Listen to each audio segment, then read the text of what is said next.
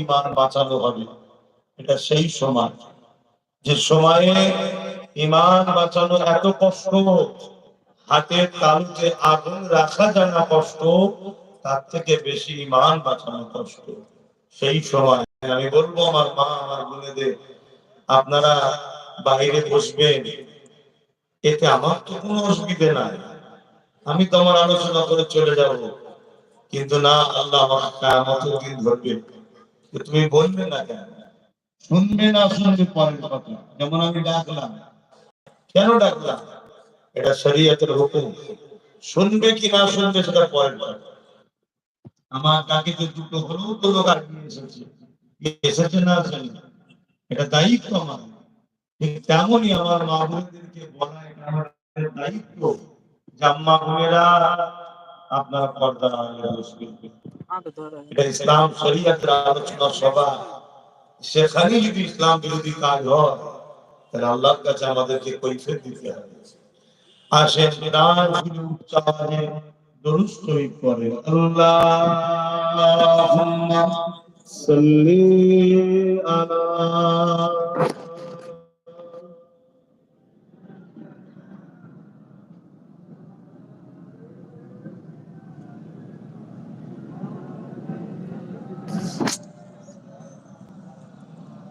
আরেকটু ভক্তির সাথে পড়তে হবে দরুদ।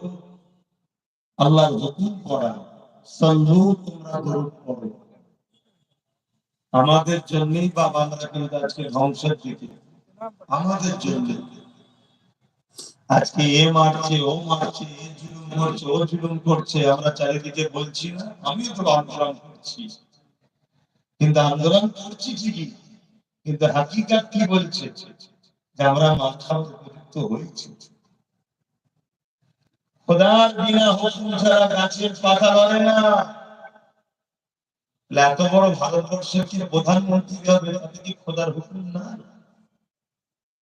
কথা বলে কোরআন তো দাওয়াত দিচ্ছে, এই ঈমানদারেরা, তোমরা ঈমানদার দাবি করে যখন আল্লাহ ও রাসূলকে ছেড়ে দিয়ে অন্য কোন পিছনে তোমরা ছুটবে, আমি আল্লাহ তখন জালিম হুকুমতকে বসিয়ে আমি তোমাদেরকে শাহিদ করব। এটা আল্লাহর হুকুম, এটা আল্লাহর ফরমান। আজকে আমরা গাফিল হয়েছি, আল্লাহ থেকে, রাসূল থেকে, দ্বীন থেকে, শরিয়াত থেকে আমরা গাফিল হয়ে গেছি। এজন্য আমরা আমাদের পাওনা পাচ্ছি।